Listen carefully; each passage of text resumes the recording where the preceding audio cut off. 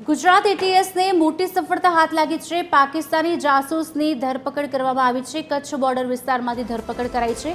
પાકિસ્તાને સંવેદનશીલ માહિતી આ જાસૂસ પહોંચાડતો હતો, તેની ધરપકડ કરવામાં આવી છે। એટીએસને મોટી સફળતા હાથ લાગી છે। કચ્છ બોર્ડર વિસ્તારમાંથી ધરપકડ કરવામાં આવી છે। આપણે જણાવી દઈએ, પાકિસ્તાનને સંવેદનશીલ માહિતી આપતો હતો આ જાસૂસ, આખરે તેને ઝડપી પાડવામાં આવ્યો છે, ધરપકડ કરવામાં આવી છે।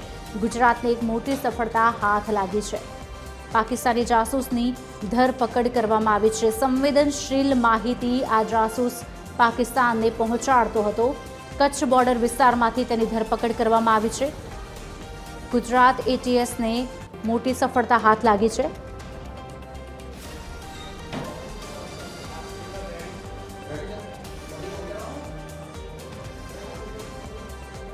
કચ્છ બોર્ડર વિસ્તારમાંથી ધરપકડ કરવામાં આવી છે।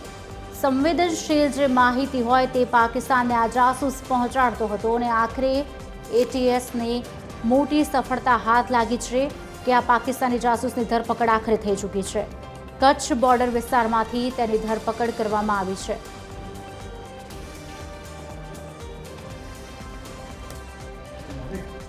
આપને જણાવી દઈએ સમાચાર, જ્યાં ગુજરાત એટીએસને મોટી સફળતા હાથ લાગી છે। પાકિસ્તાની જાસૂસને ઝડપી પાડ્યો છે આખરે, કારણ કે તે તમામ જે સંવેદનશીલ માહિતી છે તે પહોંચાડતો હતો પાકિસ્તાનને। કચ્છ બોર્ડરથી જાસૂસીની શંકામાં એક શખ્સની ધરપકડ કરાઈ છે। બોર્ડરના સંવેદનશીલ વિસ્તારની તસવીરો જે છે તે પાકિસ્તાનને મોકલવામાં આવતી હતી અને ગુજરાત એટીએસને મોટી સફળતા હાથ લાગી છે। ગુજરાત એટીએસે કચ્છ બોર્ડરથી જાસૂસીની શંકામાં એક શખ્સની ધરપકડ કરી છે અને સાથે જ તમામ જે માહિતી છે તે પણ પહોંચાડવામાં આવી છે। વ્યક્તિ કચ્છ બોર્ડરના સંવેદનશીલ વિસ્તારોની તસવીરો પાકિસ્તાનને મોકલતો હતો અને તમામ માહિતી પહોંચાડવાની કોશિશ પણ કરતો હતો, પણ આખરે ગુજરાત એટીએસે મોટી કાર્યવાહી કરી છે અને મોટી સફળતા મળી છે।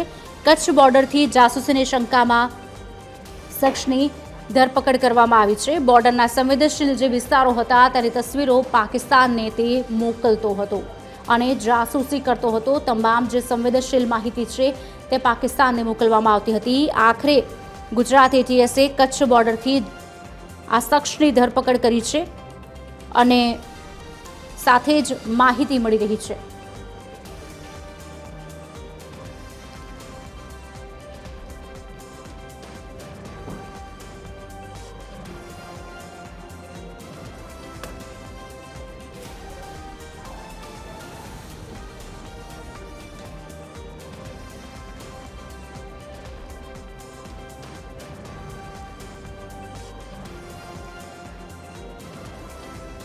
આજ અંગે વધુ વાતચીત કરવા માટે અમારા સંવાદદાતા મૌલિક ઉપાધ્યાય અમારી સાથે લાઈવ જોડી ચૂક્યા છે। મૌલિક, એક બાદ એક હરકતો સામે આવી રહી છે, જાણે કે બનાસકાંઠાની હોય કે પછી આ ઘૂસણખોરને મારવાની વાત હોય, તમામ જે નાપાક હરકતો છે તે થઈ જ રહી છે। આ વિષય પર વધુ જાણવા માંગીશું।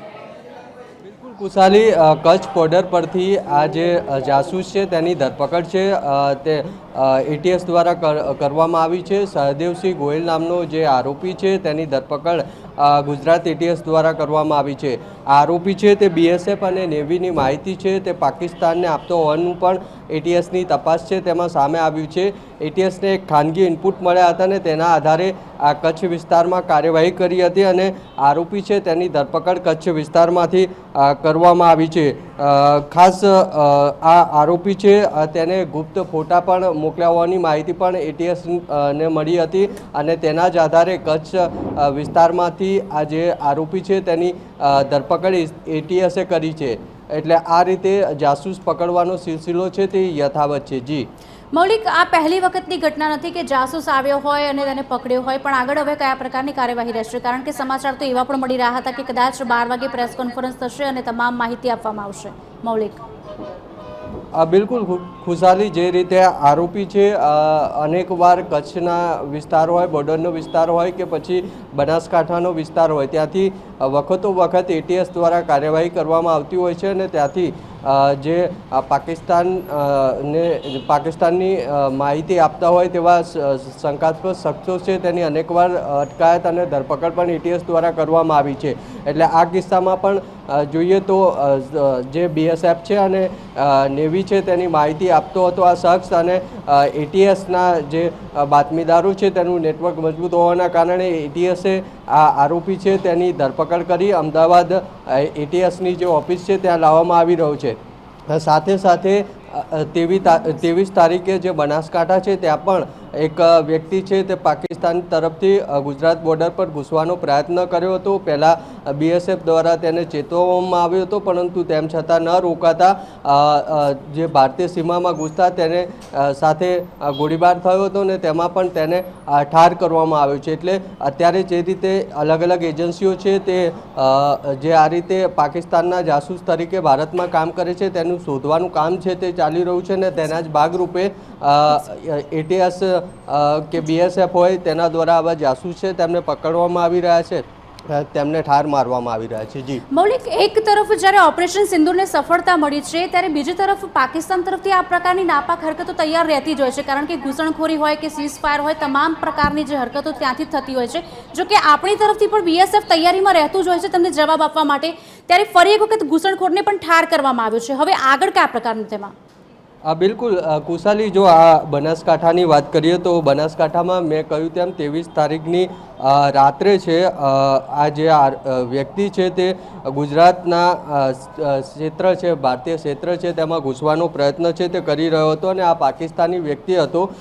BSFના જવાનો છે તેને સૌથી પહેલાં સતર્ક કર્યો હતો અને ચેતવ્યો પણ હતો, પરંતુ ઘૂસણખોર છે તે રોકાયો નહોતો, અને તેના જ કારણે તેને આગળ વધવાનું ચાલુ રાખ્યું હતું, ને ત્યારબાદ BSFએ તેને ગોળી મારીને ત્યાં ઠાર કરી દીધો હતો, કારણ કે BSFએ સતર્ક કર્યા બાદ પણ તે ભારતીય સીમામાં ઘૂસવાનું ચાલુ રાખ્યું હતું, અને તેના જ કારણે BSFએ તેને ત્યાં ઠાર કર્યો છે. એટલે ગુજરાતમાં બે બનાવ બન્યા છે કે જ્યાં જાસૂસ છે પાકિસ્તાનના તેમની ધરપકડ કરવામાં આવી હોય, એક કચ્છ છે ત્યાંનો, અને બીજો ઘૂસણખોરીનો જે પ્રયાસ છે બનાસકાંઠા ખાતે કરવામાં આવ્યો હતો, ત્યાંથી પણ BSFએ જે આ વ્યક્તિ છે તેને ઠાર માર્યો છે.